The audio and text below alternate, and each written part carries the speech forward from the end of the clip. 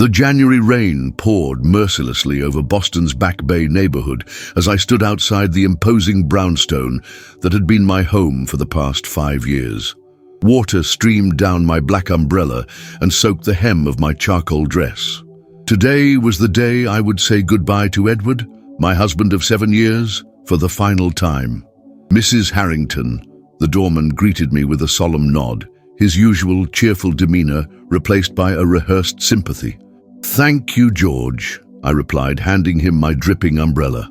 The grand foyer that had once welcomed me with warmth now felt like foreign territory. Edward's family had wasted no time in reclaiming what they believed was rightfully theirs. Their luxury vehicles, a sleek Mercedes S-Class, a Range Rover, and a Tesla Model X, lined the private driveway, announcing their arrival like vultures circling their prey. "Catherine," a cold voice called from the curved staircase.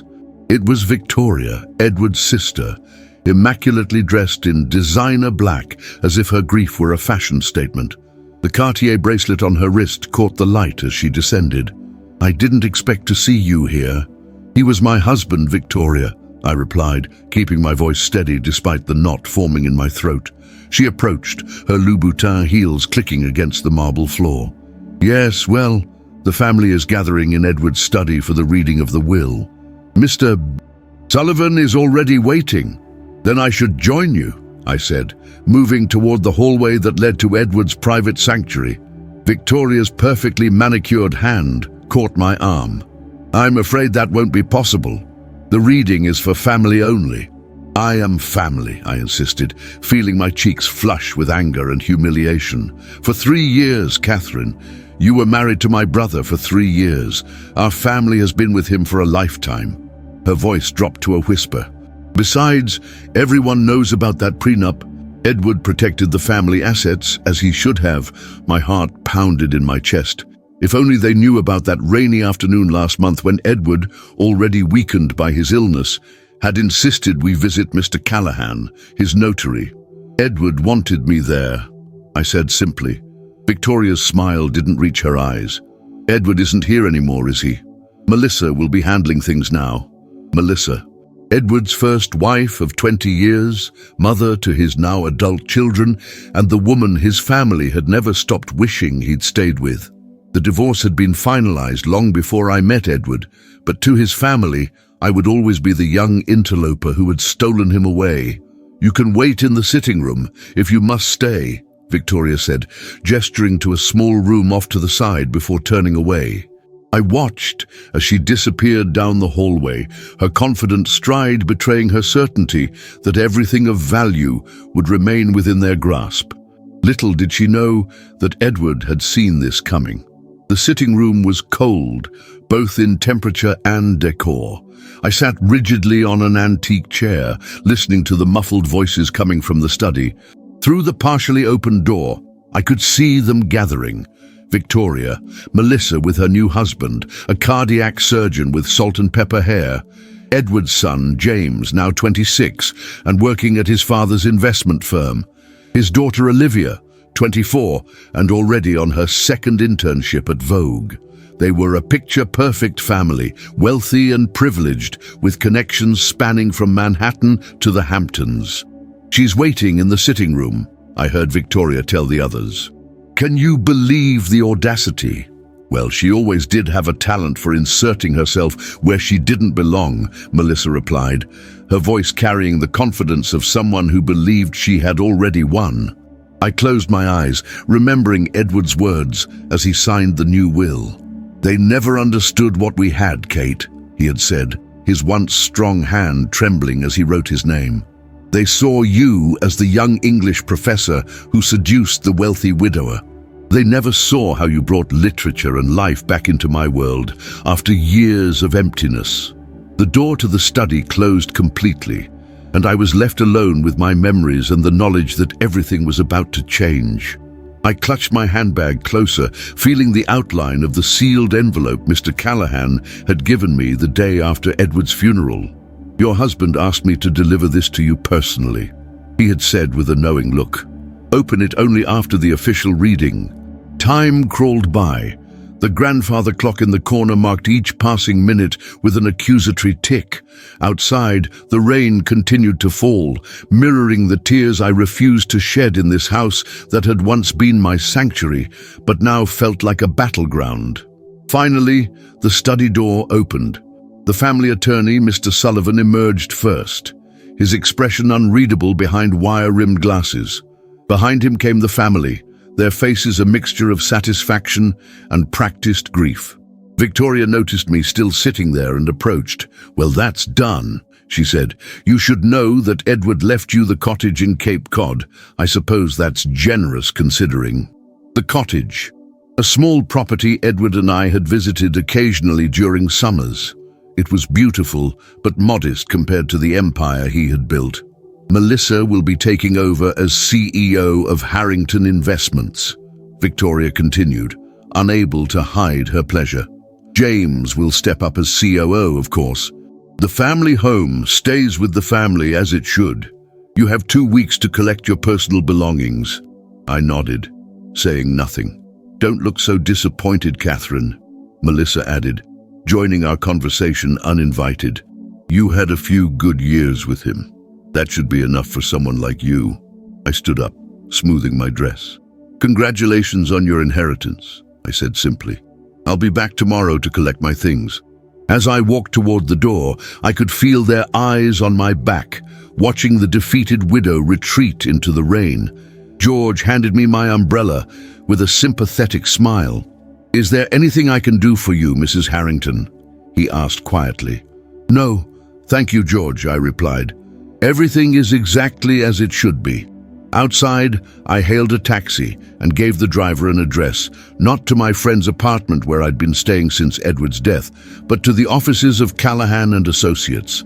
It was time to open the envelope and discover exactly what Edward had planned. The offices of Callahan and Associates occupied the 15th floor of a sleek downtown building with views of Boston Harbor. The reception area was warm and inviting, a stark contrast to the cold atmosphere I'd just left behind at the brownstone. "Mrs. Harrington," the receptionist greeted me with genuine warmth. "Mr. Callahan is expecting you." I was led to a spacious corner office where Raymond Callahan, a man in his 60s with kind eyes and a reputation for absolute discretion, rose to greet me.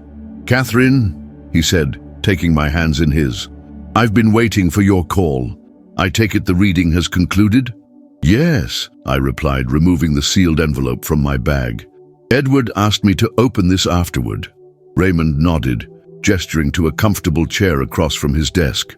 "Would you like some privacy, or would you prefer I stay?" "Please stay," I said, my fingers trembling slightly as I broke the seal. Inside was a letter in Edward's handwriting and a formal document. "My dearest Kate," the letter began. "If you're reading this, then Sullivan has performed the charade I asked of him. I've instructed him to read a decoy will to my family, one that gives them exactly what they expect and what they think they deserve. They never saw you clearly, my love. They never understood that you loved me for who I was, not what I owned." I paused, tears welling in my eyes, but I saw them clearly. I watched how they circled as my illness progressed, making plans, already dividing assets they felt entitled to. So I made plans of my own. The document enclosed is my true last will and testament, filed officially with Raymond and executed 4 weeks before my death. It names you, Catherine Elizabeth Harrington, as my sole heir and successor. My breath caught in my throat as I looked up at Raymond, who nodded in confirmation. "Everything, Kate, the company, the properties, the foundations, the investments, it all passes to you, not because you asked for it or expected it, but because I trust you to steward it with the same intelligence and compassion you brought to our life together." I continued reading, Edward's voice so clear in my mind I could almost hear him speaking the words. "There is one condition. I ask that you ensure James and Olivia receive their trust funds as originally established. They are young and have been influenced by their mother and aunt, but they are still my children. Perhaps in time they will understand the values I tried to instill in them. As for Victoria and Melissa, they've reaped the benefits of the Harrington name long enough without contributing anything of value. It's time they stood on their own merits, something I fear they may find challenging after so many years of entitlement. I know this places a burden on you, my love.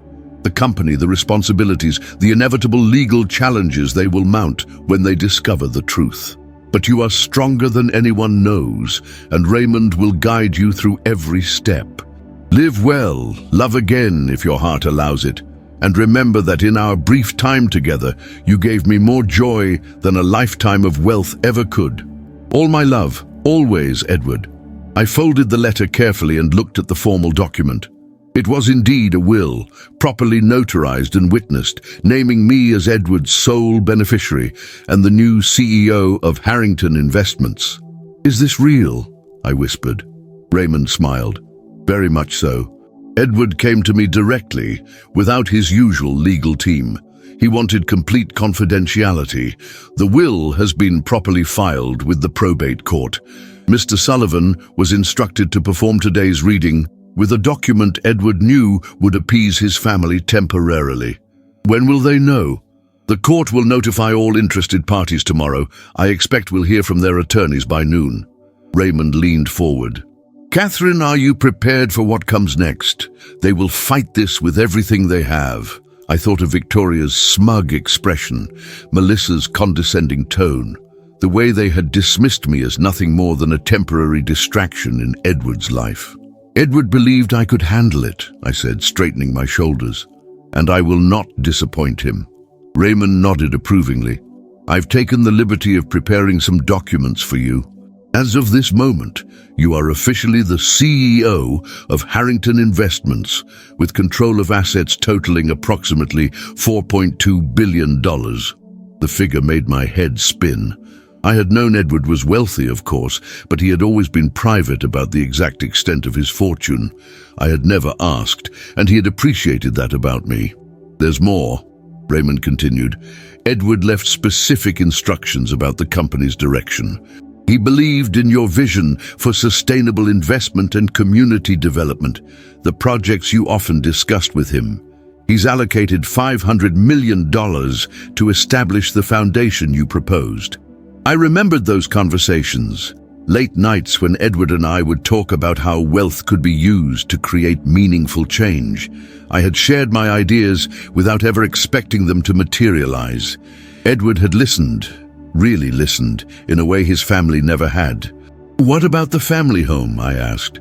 "Legally, it's yours now, along with the apartment in Manhattan, the house in Aspen, and the villa in Tuscany." Raymond hesitated. "Edward suggested you might want to keep the Cape Cod cottage for yourself and sell the brownstone.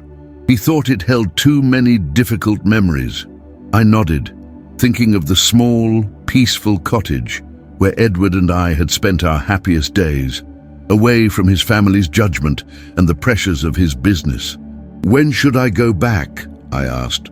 "Tomorrow morning would be best. I'll accompany you with the necessary documentation. I suspect they'll still be there, making plans for assets they no longer control." As I stood to leave, I felt a strange mix of emotions: grief for Edward, apprehension about the battle ahead, but also a growing determination. Edward had trusted me not just with his heart, but with his legacy. I would honor that trust. "Catherine," Raymond called as I reached the door, "Edward told me once that marrying you was the wisest decision he ever made, both personally and professionally. After seeing how his family treated you today, I understand why he felt that way." I smiled, remembering the man who had seen value in me that had nothing to do with wealth or status. "Thank you, Raymond. I'll see you tomorrow." As I stepped out into the rainy Boston afternoon, I noticed the downpour had finally stopped. A weak January sun was breaking through the clouds, casting long shadows across the wet pavement. Somewhere in that light, I felt Edward's presence and his unwavering belief in me. Tomorrow would bring the storm of his family's fury, but today I would remember the man who had loved me enough to entrust me with everything he valued. and I would begin to plan how to use that trust to build something meaningful, something that would make him proud. The next morning dawned crisp and clear. I dressed in a tailored navy suit with pearl earrings Edward had given me on our first anniversary. Raymond met me at the entrance to the brownstone, handing me a leather portfolio containing all the necessary documentation. "Are you ready?" he asked as George opened the door for us. "As ready as I'll ever be," I replied. "Mrs. Harrington," George greeted me, his expression shifting from polite sympathy to subtle surprise. "The family is gathering in the dining room." We walked through the grand foyer, past the winding staircase where Edward and I had stood on our wedding day. The sounds of conversation drifted from the dining room, along with the clink of silverware and aroma of coffee. As we entered, the talking ceased abruptly. Victoria recovered first. "Catherine, we weren't expecting you until later. We're in the middle of a family discussion." "I'm aware," I replied, taking the seat at the head of the table, Edward's seat. "That's why I'm here." James frowned at Raymond. "Why is Dad's notary here?" "Mr. Callahan has information that concerns all of you," I said calmly. Melissa placed her coffee cup down deliberately. "Whatever it is can wait. We're making arrangements for the transition at Harrington Investments. The board is expecting our call at 10. Raymond cleared his throat. "I'm afraid the board will be speaking with Catherine this morning, not you." Victoria's eyes narrowed. "What is this about?" "I'm here as executor of Edward Harrington's true last will and testament," Raymond explained, removing several documents from his briefcase. What Mr. Sullivan read was a decoy document, a temporary measure Edward put in place. "This is absurd," Melissa snapped. "Edward left the company to me and the children. That was always the plan." "Perhaps that was your plan," I said quietly, "but it wasn't Edward's." Raymond distributed copies of the will. "As you'll see, Edward left his entire estate to his wife, Catherine, including control of Harrington Investments and all properties and assets." The silence was deafening as they scanned the documents, their expressions morphing from disbelief to fury. James pushed his chair back violently. "This can't be legal. He wasn't in his right mind." "Your father was of completely sound mind," Raymond stated firmly. "This document was witnessed by myself and 2 independent parties." "We'll contest this," Victoria said, her face flushed. "This is clearly the work of an opportunistic—" "Choose your next words carefully," I interrupted. My eyes locked with hers. "The courts don't look kindly on unfounded accusations, especially when there's evidence to the contrary." "What evidence?" Olivia asked, her voice small. Raymond produced a sealed envelope. Edward recorded a video statement explaining his decision. He also kept detailed records of conversations that took place in this house.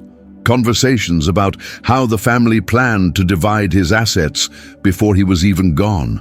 Victoria paled slightly, remembering the times she and Melissa had discussed the future of Harrington Investments, unaware that Edward could hear every calculated word through the old house's heating vents. "You all made assumptions," I continued. "You assumed Edward was weak and easily manipulated. You assumed I married him for his money. You were wrong on both counts." Melissa's husband, Dr. Richard Bennett, finally spoke. "Perhaps we should all take some time to process this before saying anything we might regret." "That would be wise," Raymond agreed. "However, Catherine is now CEO of Harrington Investments, effective immediately. The board has already been notified." "This is my company," Melissa hissed. "I was married to Edward for 20 years. I helped build it, and you were generously compensated in your divorce settlement," Raymond reminded her. "The company has been solely Edward's for the past 10 years. "What about us?" James demanded, gesturing to himself and Olivia. "We're his children. Are we disinherited?" "No," I said, softening my tone. "Your trust funds remain intact, exactly as Edward established them. Additionally, should you wish to remain at Harrington Investments, your positions are secure, provided you're willing to work with me." James scoffed. "Work under you? You were an English professor. What do you know about running a $1 billion investment firm?" More than you might think, I replied evenly. Who do you think Edward discussed his business decisions with these past 3 years? Who reviewed his proposals and presentations? Who stayed up with him until dawn during the Apex merger? Victoria stood abruptly. This isn't over. We'll fight this with every resource we have. That is your right, Raymond acknowledged. Though Edward anticipated this, anyone who contests the will unnecessarily will forfeit any benefits they might otherwise receive, including those trust funds. This statement was met with stunned silence. Now, I said, standing, I have a company to run. You're welcome to stay for the remainder of the week to collect personal belongings. As I turned to leave, Olivia's voice stopped me. What will you do with the house? I looked back at Edward's daughter, seeing not the entitled young woman who had ignored me at family gatherings, but a girl who had just lost her father. The East Wing will be converted into a scholarship residence for literature students, I said gently. The grounds will host the annual Harrington Literary Festival your father and I discussed so often. For a brief moment, something like recognition flickered in Olivia's eyes. Perhaps she was remembering how her father's face would light up when we talked about books. Raymond and I left them sitting in stunned silence. As we walked through the foyer, I paused to look at the portrait of Edward that hung above the fireplace, painted before his illness, strong and confident. He would be proud, Raymond said quietly. I hope so, I replied. This isn't what I wanted. I would trade all of it to have him back. He knew that, Raymond assured me. That's why he trusted you with everything. We stepped outside into the winter sunshine. A sleek black town car waited by the curb for my first day as CEO of Harrington Investments. Ready for the next battle? Raymond asked as the driver opened the door. I took one last look at the brownstone, thinking of all it represented. The responsibility Edward had entrusted to me.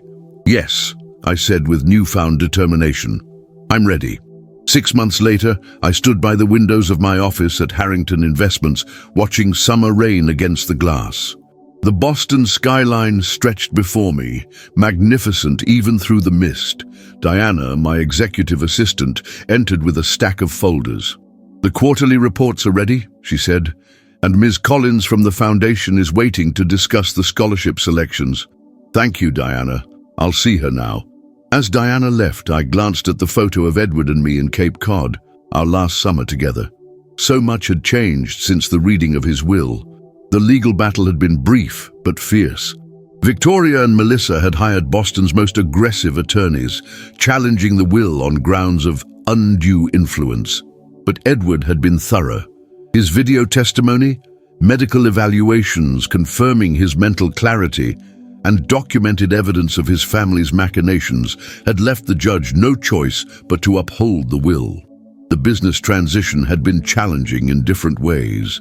The board had been skeptical at first, the literature professor suddenly at the helm of a multi-billion-dollar firm. But when our sustainable investment initiative yielded returns 12% above projections, the skepticism began to fade.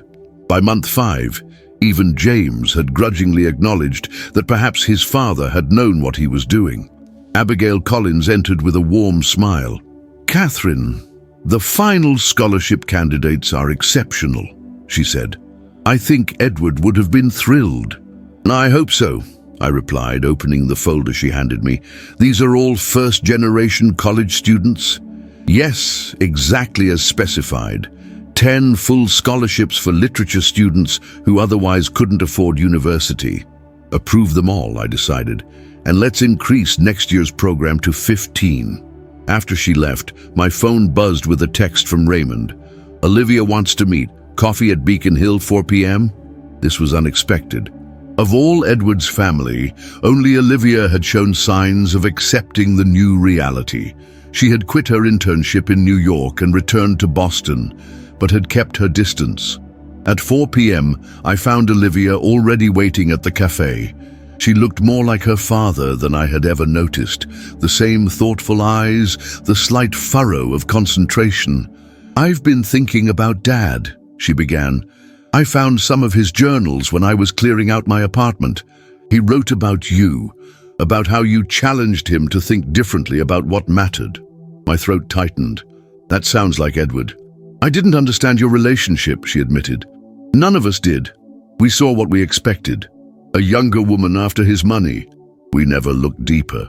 It's easier to make assumptions than to question our biases, I said gently. Olivia looked up, her eyes unexpectedly vulnerable. I've applied to Boston University. Literature program. I thought maybe I'd like to understand what he saw in it, what he saw in you. I was momentarily speechless. He would have loved that, I finally said. Your father found so much joy in literature later in life. That's why I'm here, Olivia continued. I want to help with the literary festival. I have experience in event planning, and I want to be part of his legacy, the real legacy, not just the money. I smiled, feeling a weight begin to lift. We could use your help, especially with the panel on modern American fiction. It was Edward's favorite. Victoria and my mother won't approve, Olivia said as we prepared to leave. They're still bitter. James too, though less vocal since the company's stock price went up. This is between you and me, and Edward's memory, I replied.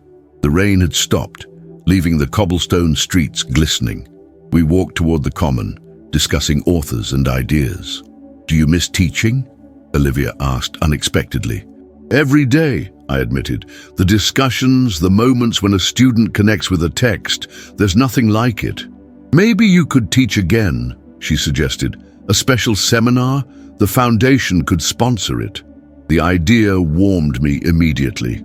Edward had given me his company to protect it from those who saw it only as wealth and power. But perhaps there was room for more than one dream in his legacy. I'd like that, I said. Your father always said wealth was only valuable if it created opportunities for meaningful work. Olivia smiled genuinely. He told me that too. I just wasn't ready to hear it then. That evening, I returned to the brownstone, no longer a battleground, but a home again. George handed me a small package that had arrived. In my study, I opened it to find a first edition of The Great Gatsby, with a note from Raymond. Found this in Edward's safe deposit box. The card says it was meant for your first anniversary as CEO. He always believed in you. I ran my fingers over the embossed cover, thinking of Edward's foresight and faith in me. The battle for his legacy had been won not just in courtrooms and boardrooms, but in the quieter victories of purpose and connection. Tomorrow would bring new challenges: the foundation, the company, the relationship with Olivia. But tonight, I would read the book Edward had chosen for me, surrounded by the life we had shared and the future he had entrusted to my care. In the end, his greatest gift hadn't been his fortune or his company. It had been his belief that I was worthy of both and strong enough to make them matter, make them.